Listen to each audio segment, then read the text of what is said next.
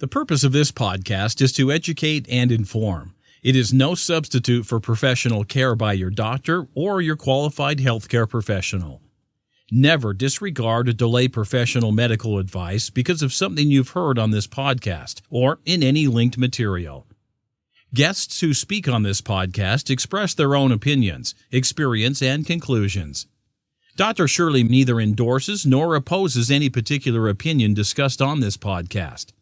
The views expressed on this podcast have no relation to those of any academic, hospital, practice, institution, or other entity with which Dr. Shirley may be affiliated. Welcome to Forever Fab, the podcast on fashion, the art of living, and all things beauty. This podcast is curated by Dr. Shirley Madhere, MD, as the definitive source of holistic wellness through beauty.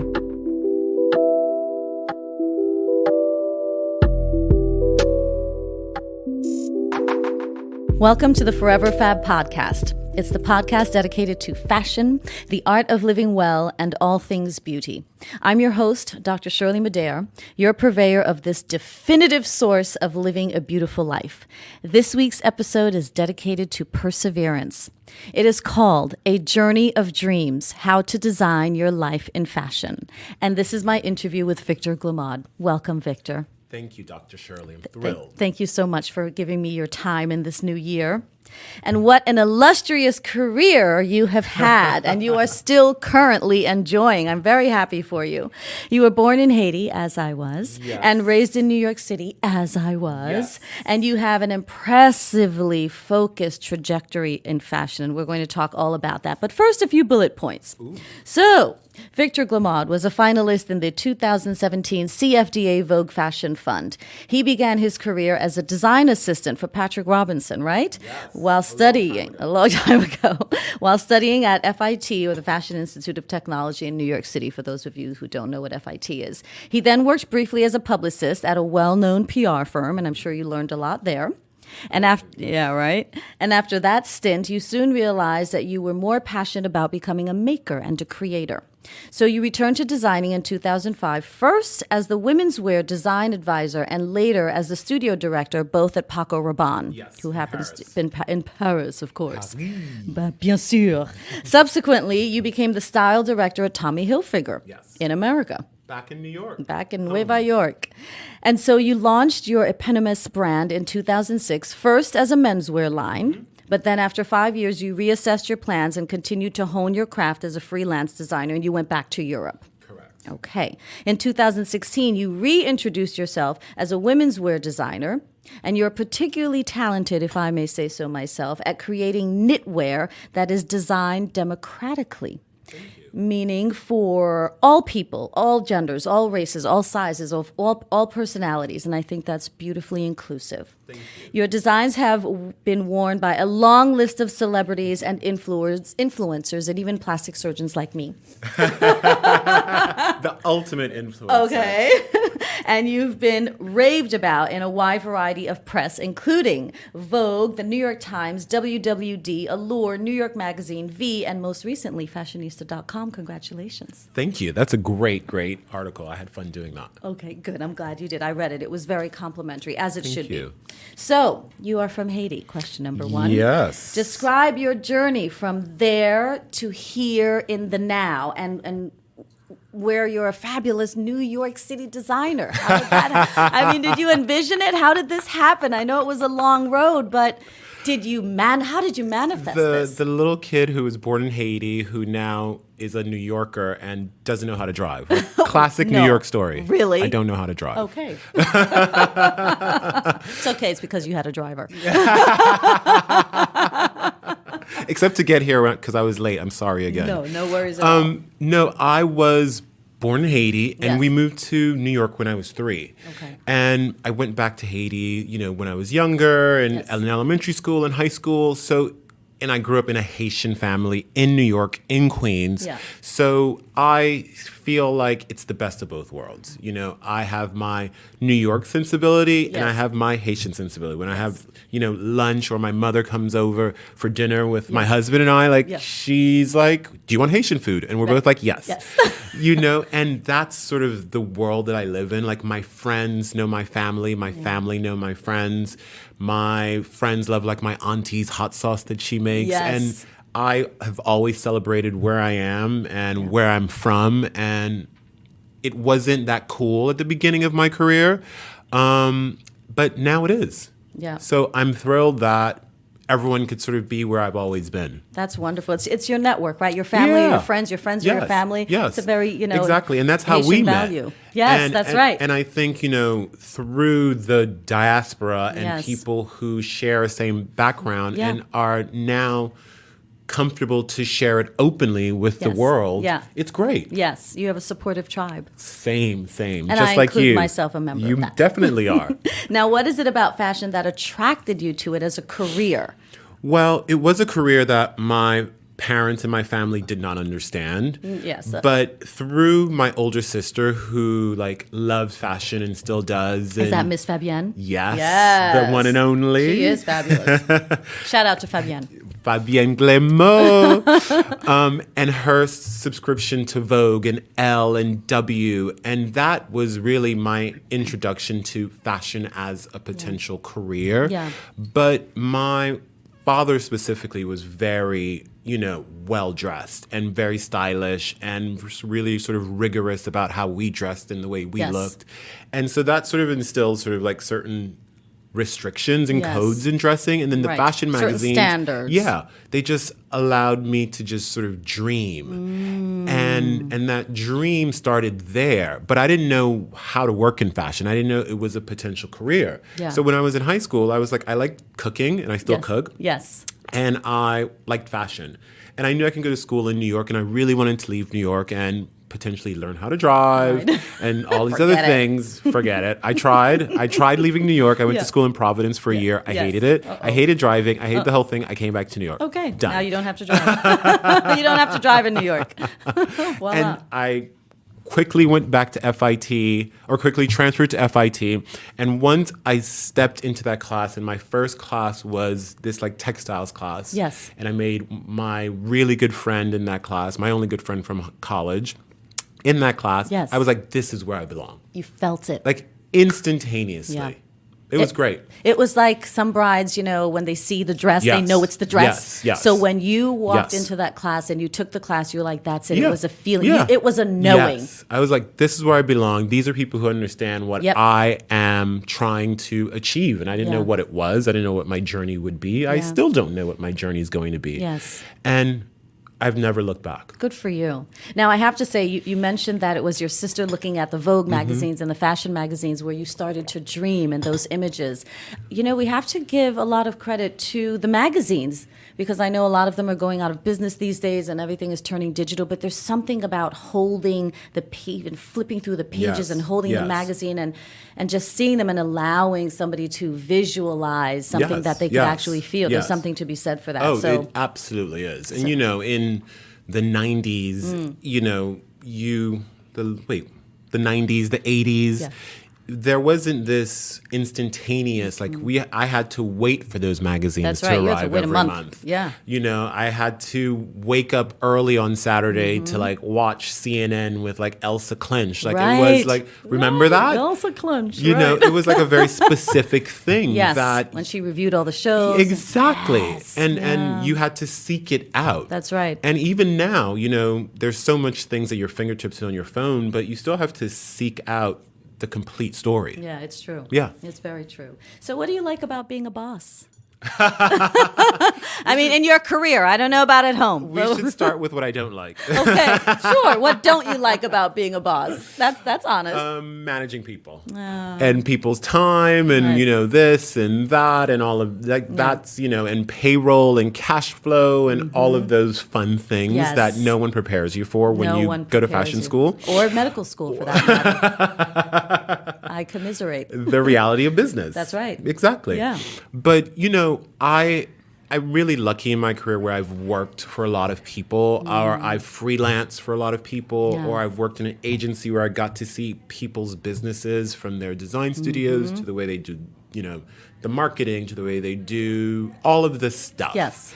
And from all of that collective history of work, Yes. I'm like, okay, this is what I want to do. This is how I want to do it. Like I freelanced for Naeem Khan, and he was always having lunch with the team and this and that. And I love that. I freelanced for Tori, and I like her live-work balance, and she raised her kids Children, right. and built this great business. Yeah. Patrick Robinson, who I've worked for twice and is one of my best friends and my mentor still to this day, he has a great sort of creative and business mind. And I can see from all of these varied people who have different businesses, whether from what they design or the size.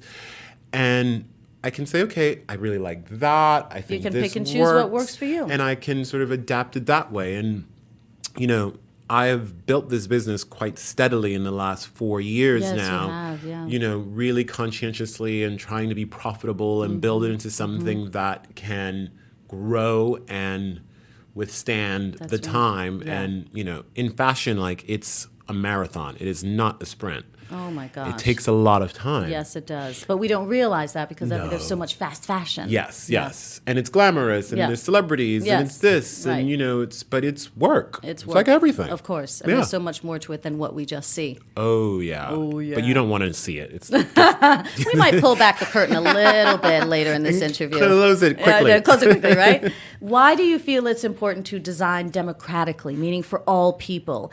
And in doing so, are you expressing your social views through your artistry, or did you find that there was a void in the market that you wanted to fill?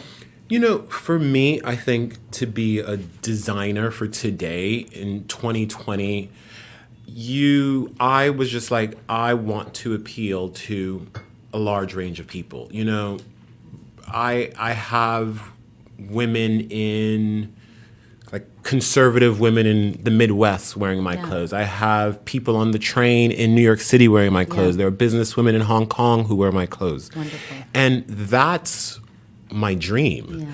And I hope to dress more people. And it's not about you look or you have the same views as me politically or ideologically or race or sex or this or that. It's about, for me, it's really about dressing all people. And it's not just people who are a size 2. It's not just people who, have large bank accounts. So my strategy to build this business was really to focus in on the price and the quality and the design. Yeah. Because and you do all of it well. Oh, I hope so. Yes, you do.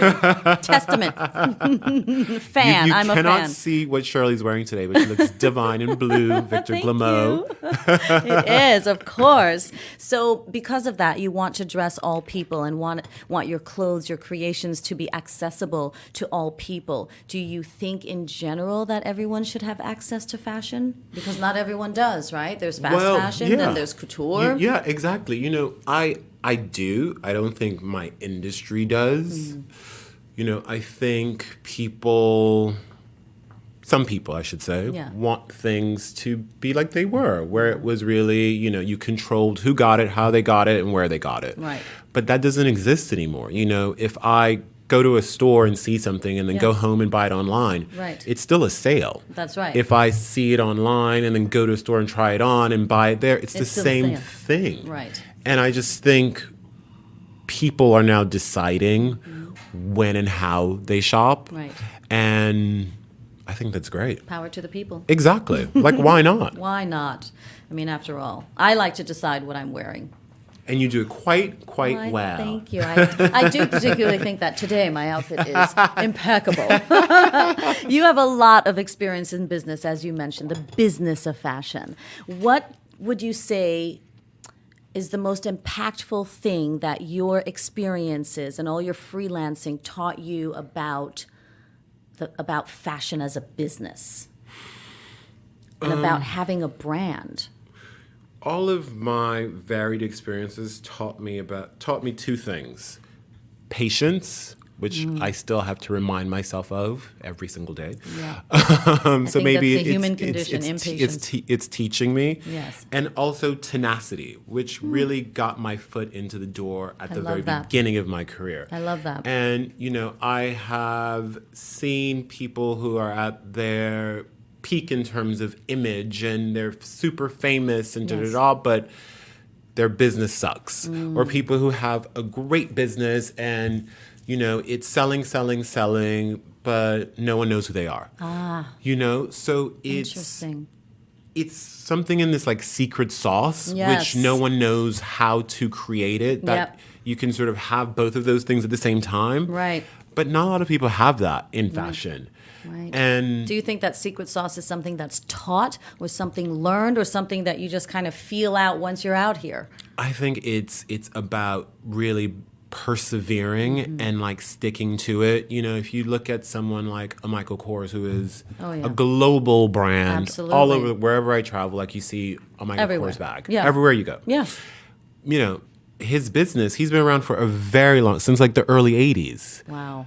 And I just realized that it's been the early 80s. Yeah. And I think I know a lot about fashion, but I Right. didn't realize how early Michael Kors had been around. Definitely. And his business has been up, and he's worked for other people, and he's done this, and he's done that. And that's about tenacity, and that's about patience. And perseverance, yeah. And perseverance, because that's how you rise up when you get knocked down. And that's what it takes. I agree. Did I say that this podcast was dedicated to perseverance? I sure did. Yes, and I didn't you even know we were going to did. talk about, there we go, prophetic prophecy here on the Forever Fab podcast. So you clearly represent diversity in fashion as a designer. I hope okay? so. Yes, you do.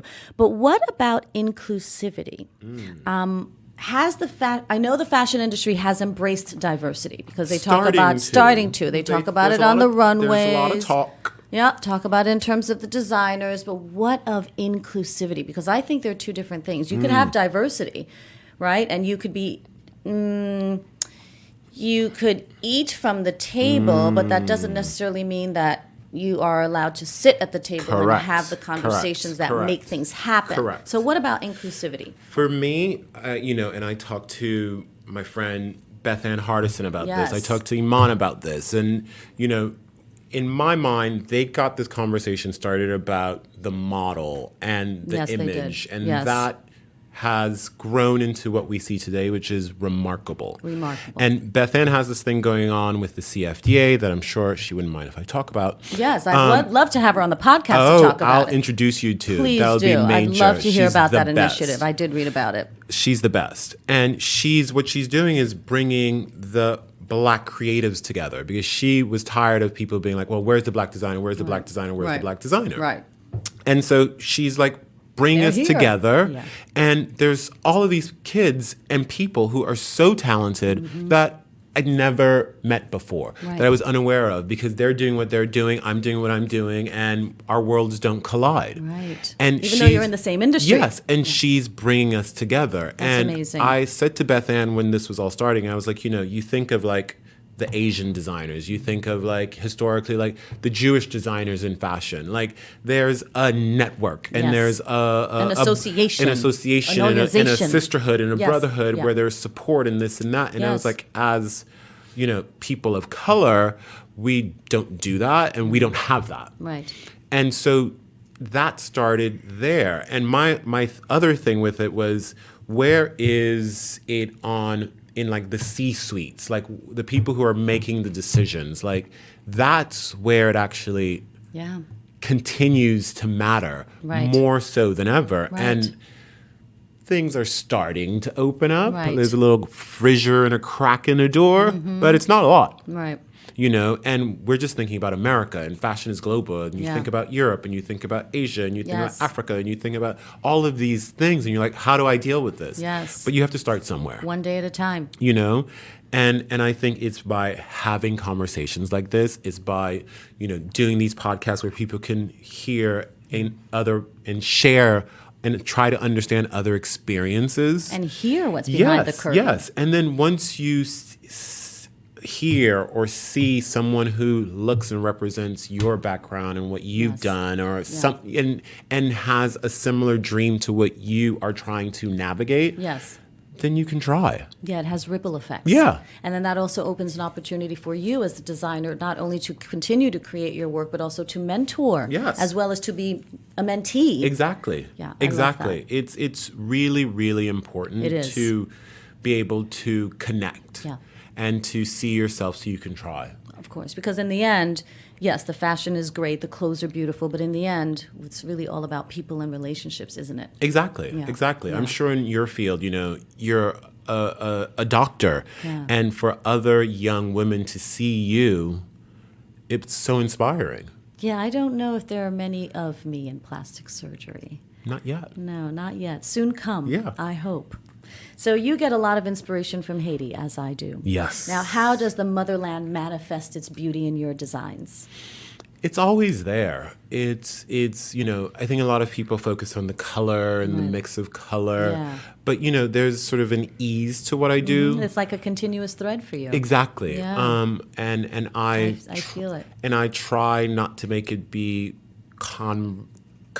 too convoluted and hard to explain. Right. You just want to put it on or slip it off. Yeah. Like I always say, like, if a sweater, if it arrives at home or you pick it up in a store, you should be able to put it on with what you're wearing that day. Exactly. And to me, that reminds me of being at home. Yeah, it's the ease and versatility and comfort. It's all about comfort. It's like comfort food for your body. I love it. Except for ours. Except for ours. That's right. Now, do you return to Haiti sometimes, and most recently? Yeah, I was there a couple of, I was going to say last year, but it wasn't. It was the year before, twice for a wedding. Okay. And I did this trip with this foundation, and it was covered by Vogue, and it was great. I read that article. I want to go back more. Okay. Like there's this like group vacation that I'm trying to plan with my mother and her twin sister, and they keep ignoring me.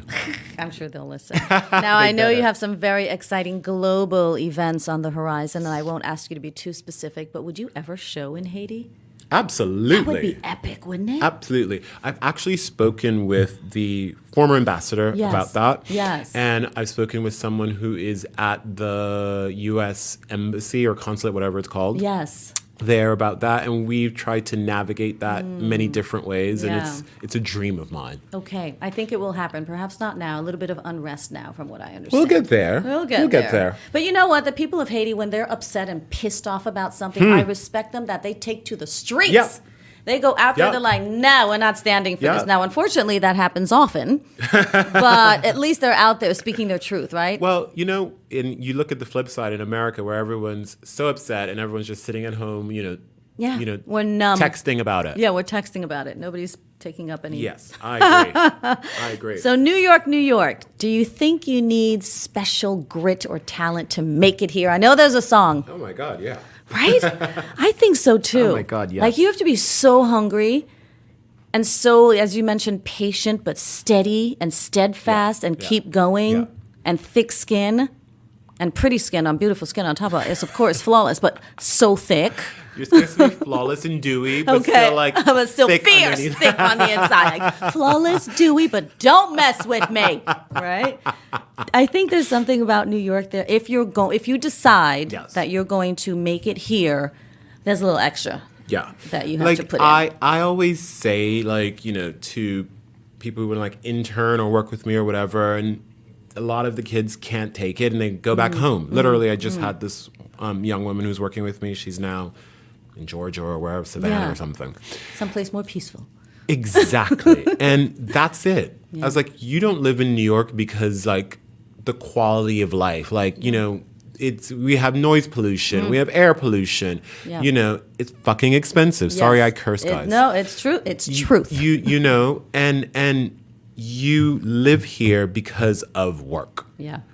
And you're trying to build something, you're trying to sustain something, and you're trying to express something. Right. That's why people move to New York. Yeah. Whether they are immigrants or they are Americans or dreamers or whatever it is. That's right. you don't meet that many native New Yorkers. That's true. You don't. Yeah. I consider myself one since Yes. 3, Yeah. and I don't know how to drive, but that really qualifies. But there's a reason why, because you come here to make it, and then you're like, peace out. Deuces. You know? Yeah.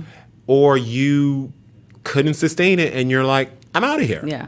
I tried it. Yeah. And it was cute, but not for me. it's cute. There's a lot of, there's a lot of people who try and they're like, no. Yeah. And that's a decision to be respected. But I agree with you. There's a little extra that's required here for you to make it. Oh yeah. So when you took the time to reassess your business, then relaunch it Yes. 5 years later, Yes. what did you learn to make you relaunch? Meaning, what clarity did you receive that made you say, okay, no, I'm going to do it differently next time?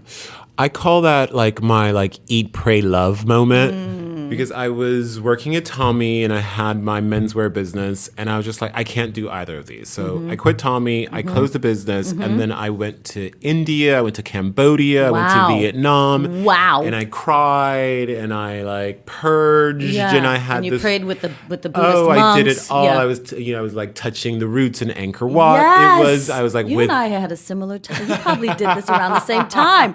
Wasn't that an amazing trip? tears. Yes. Tears. Catharsis. It was so energetically Yeah. releasing. It Cleansing was, and clearing. It was magnificent. Yeah. I read 600-page books Yeah. and this and that. It was Wow. great. Good for you. And it was just this moment of just how do I do this and how do I do it differently? And it took me a little longer than I thought. That's okay. It was perfect, the Yes. perfect amount of time. Everything in divine precision. And I got to a place where I was like, I'm going to try something that makes me uncomfortable.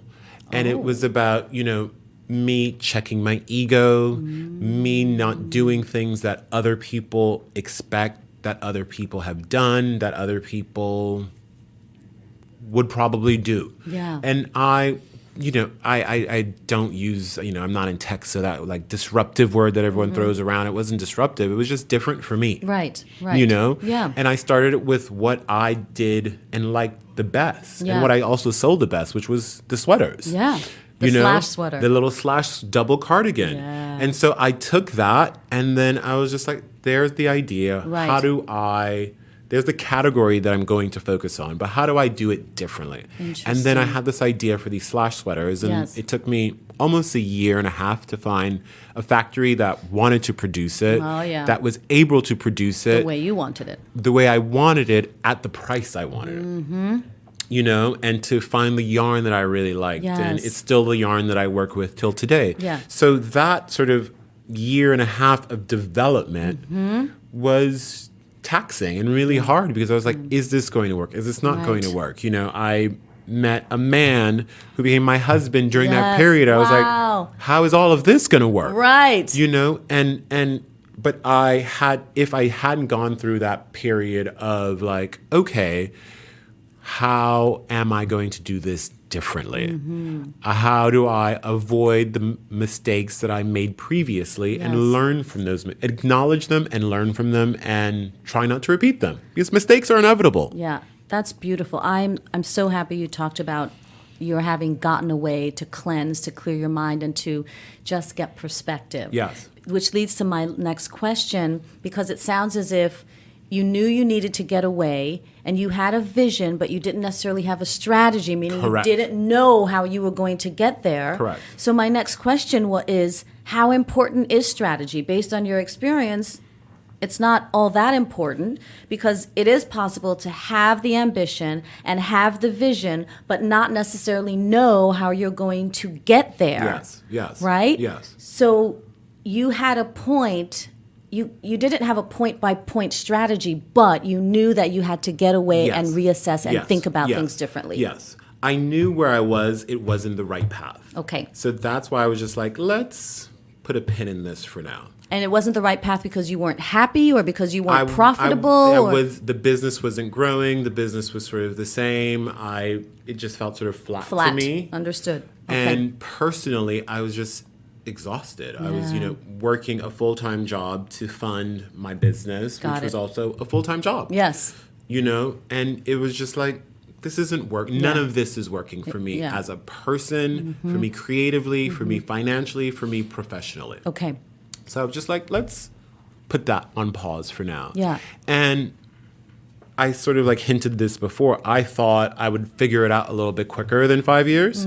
But I had the idea, but I didn't know how to execute it. Got it. And even with, my varied network and this and that, I still didn't feel like I was personally in the right place. Yes. Financially in the right place also to make another misstep. Yes. Because when one thing closes, whether it's a business, a relationship, like you have to mourn that. Yeah. And it took me some time to mourn. It took me longer than I expected to mourn that. Because it was your baby. You Absolutely. put everything into it. Yes. Absolutely. Yeah. And I don't see it as a failure at all. Right. It just wasn't working. Right. It was a pivot point. Exactly. And that got me to where we are today. Yeah. But that process of sort of building a strategy and building a business strategy, it took me a while because I didn't have any examples to follow. I didn't have anyone else who was just focusing on knitwear. There's really sort of like plain sweaters around. Right. But not what I was doing, where it's actually fashion. Yes. And just, it's a designer product, but just in a single category, which is knitwear. Right. And so it took me a long time for people to understand it. People in our industry to understand it. Press people, buyers, stores, customers. I just do knits. Yeah, and I still have to explain to people. It's like, well, I really like that, but how do I wear it in the summer? I'm like, you just wear it. Yeah. It's a cotton sweater. Yeah. So there is this education of it. Which is crazy. In an industry where there are no rules, yet there are rules. There's a lot of guardrails, Wow. Dr. Shirley. Wow. A lot. But it's perception. Yes. And it's again, it has to do with people not understanding it because it hasn't sort of been done before. And I'm not that boastful, and I'm not, banging on people's head. Like, I'm like, you either get it or you don't. Right. If you don't get it, leave me alone. I got you. I kind of feel the same way about how I brand my practice, which is, plastic surgery. And I'm very traditionally trained, but I consider myself to practice holistically. Correct. So for me, inside matters as much as outside. I can do anything for you on the outside, but it really ought to be complemented on the inside. Oh my gosh. Once I first started saying and branding my practice as holistic plastic surgery, I got so many questions of, well, what's so holistic about it? Like, do you put special tinctures on your scalpel? Exactly. Or do you put herbs on your needles? Yes. And it's just like, oh my gosh, There's a re-education. There needs to be like one thing where you can just answer that. So then you're like, oh, that's holistic. Right. But it's more than that. It's more than that. Exactly. I get you. I get you. Holistic knitwear. So you did experience some obstacles along the way. Of course. Still do. Yeah, but how do you resolve those on a month-to-month or day-to-day basis? When something comes up, what is your go-to, exhalation? I like that question. Thank you. My go-to is to not freak out, to shut the computer, put the phone down, don't respond too quickly. Right. We've had some accidents that way, right? Whoopsie. Step away from it. Right, step away from the computer. Sir. Beep, beep, beep, beep, beep, beep. Yeah, put your hands up. Yes, literally. Literally. But it's to really just take a deep breath and step away from it. Yeah. And it's not as bad as I think when I look back on the little flare-ups, and that's what I'm going to call them. Yeah. You can navigate them and you can deal with them. And, I feel like sometimes I've made them into bigger deals than they have been because I was unable to put the phone down or unable to close the computer and step away from it. Fuel to the fire. Yeah. Just a little bit.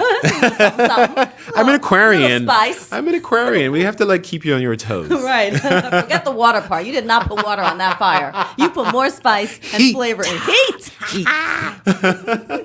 I love it. I love your fire. It's perfect. But the thing is that you have to remember what the end result is and what the goal is. Yes. And keep your eyes on the prize. Keep your eyes on the prize and focus on the ultimate action that you're trying to achieve. Yeah. You know, like right now I'm planning my next fashion show that Yes. Dr. Shirley hopefully will be I will at. be there. February 6th, right? 7 p.m. Oh, yeah. And there's, this person's confirmed, then that's not going to happen anymore. Right. I'm like, wait, but that was confirmed, Yes. and we're just like figuring out the location, the date, Yes. once we start dealing with models and Right. hair and makeup and all of these things. Yeah. But that's just the nature of the beast. That's right. And I've learned, through my couple of years in fashion, Yes, more than that. Way more than that. that it's just the process. It's the process. This is the process. After that we go into market and we start selling it, and then it's there's a rhythm to it that I sort of know now. Yeah. But even with understanding and knowing the rhythm, Yeah. there are still things that trigger and that upset and Of that course. disappoint. Of course. But I have to believe in myself Yeah. and understand that what I'm doing, I have to like it and believe in it. Yep. And I'm lucky that I have a great support system in my family and my friends that we just talk about a lot of other things that have nothing to do with work. Yep. And that's sort of how I get through it. I love the takeaways from what you just said. So number 1, believe in yourself. Yes. Number 2, do have a support system. It's invaluable. Invaluable. And number 3, as I think it was Marie Forleo who has like an online B-school type of thing. She says, everything is figure-outable. And that's what you just... love that. Right? Everything I is love that. figure-outable. Yeah. And if you think about it and step away from the computer and take the time, then you will figure it out. So a couple of little fun questions. Ooh. Do you have any special or favorite celebrity stories? I have a lot. One favorite. This was a hard one for me because I was like, oh, I want to keep it private and this Right. and that. But, Yeah.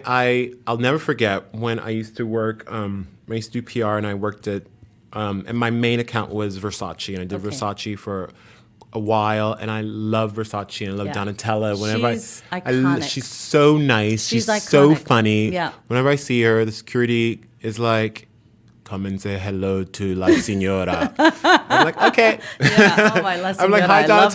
that. She's like, how come you didn't come and say hi to me, Victor? I was like, because you were busy. Yeah.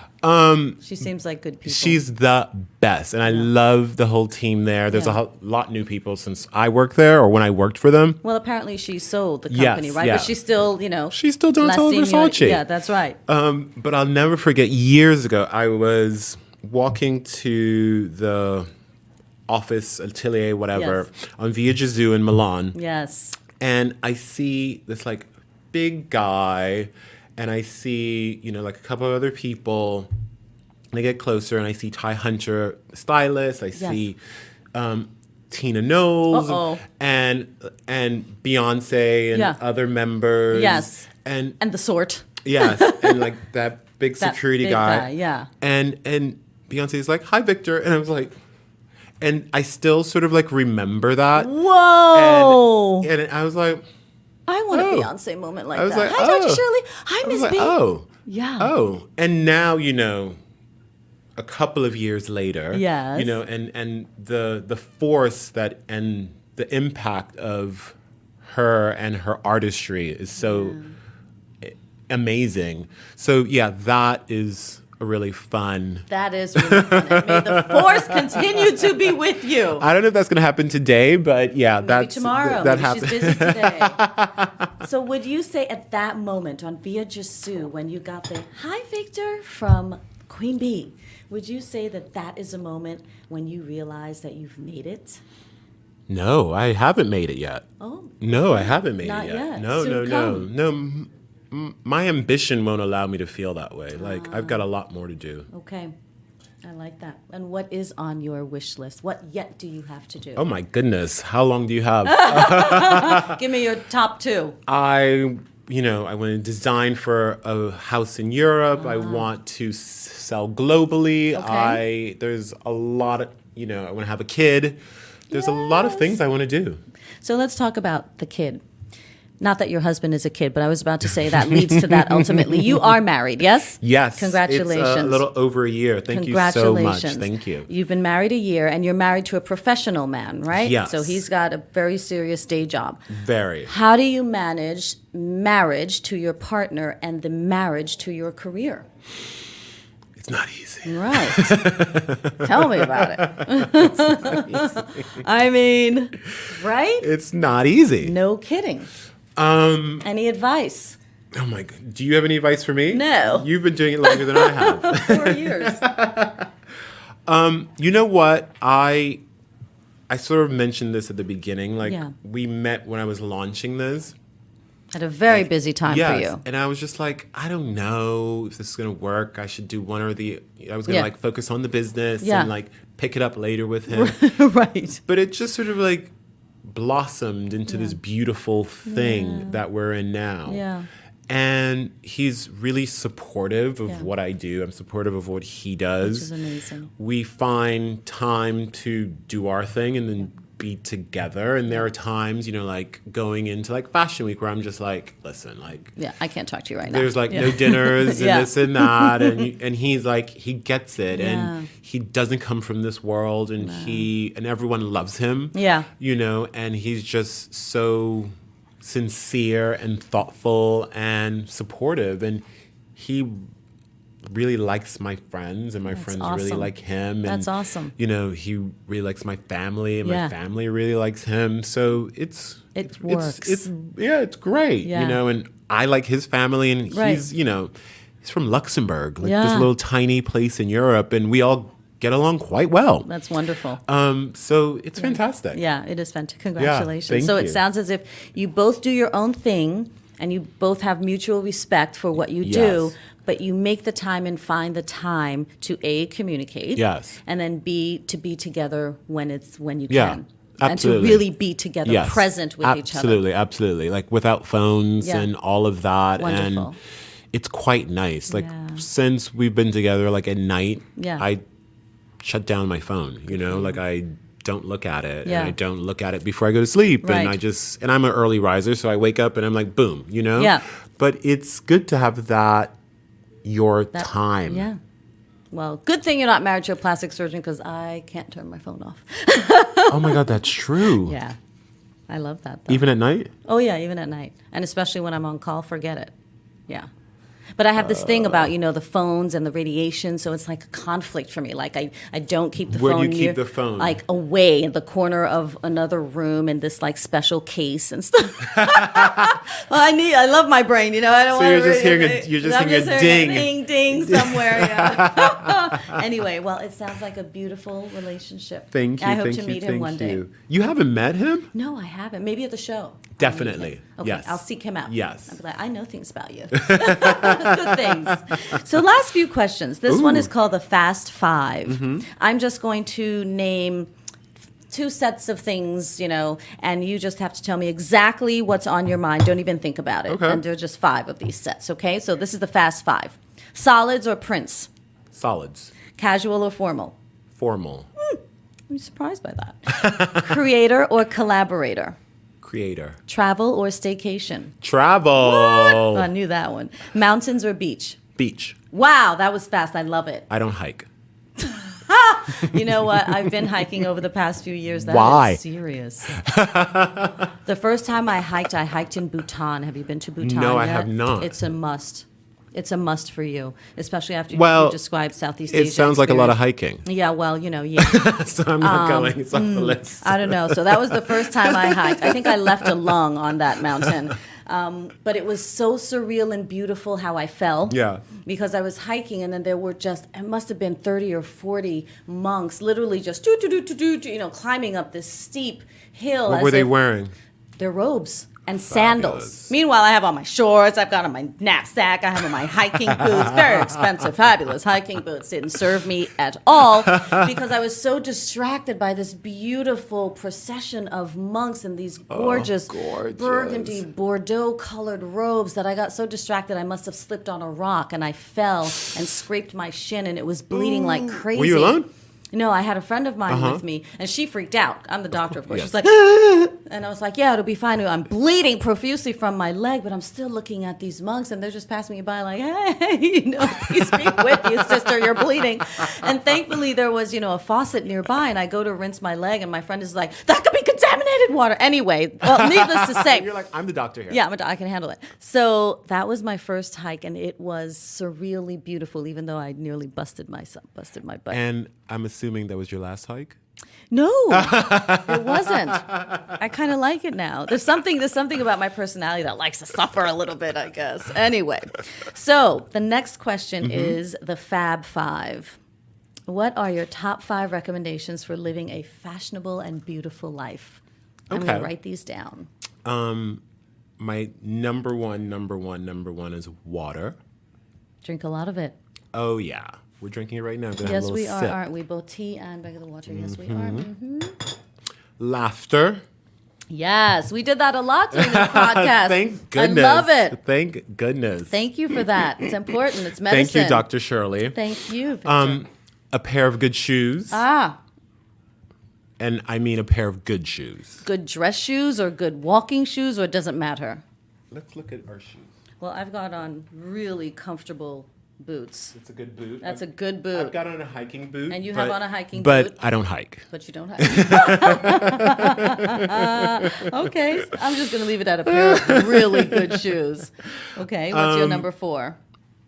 Joy. Yes, that is your forever fab. Yes, absolutely. Okay, and number 5? The family you choose or the family you're born into. Okay. Is there a difference? Yes. How so? Our friends could be our family. That's true. That's true. Our lovers could be our family. Yes. It's there's so many things, and your chosen family is exactly that's your family. I like that. And they're just as important as your blood family. Yeah. Sometimes you don't like your blood family. Piss you off. That's true. On more than one occasion. And you're like, oh my God, I'm stuck with this one. or they're stuck with you. But they say that, people in the spiritual world say that the family that you are born into, you actually did choose. You just weren't aware that you chose them. And you chose them because they're here to teach you something in life, whether it's your mission, your purpose, a lesson, whatever. So that's still I started to realize that in my 30s when I was like, oh, I really love my family. Yeah. And, I'm not that easy. Yeah. I'm so grateful for my family. They Same. are seriously my tribe. Same. Victor, this has been amazing. Are we done? Yeah. Oh my God, we can keep going. I know, right? We can keep going for hours, but I know you're a busy, very busy man. Shows to plan globally all over the world. I wanted to thank you for your time, your energy, your positivity, your creativity, your perspective, your hopefulness, and your joy on this podcast today. Thank you. I hope you'll be back again. Absolutely. Wonderful. Let's schedule it. Okay. I can't wait. Done. You've been listening to my interview with Victor Glemaund on A Journey of Dreams, How to Design Your Life in Fashion.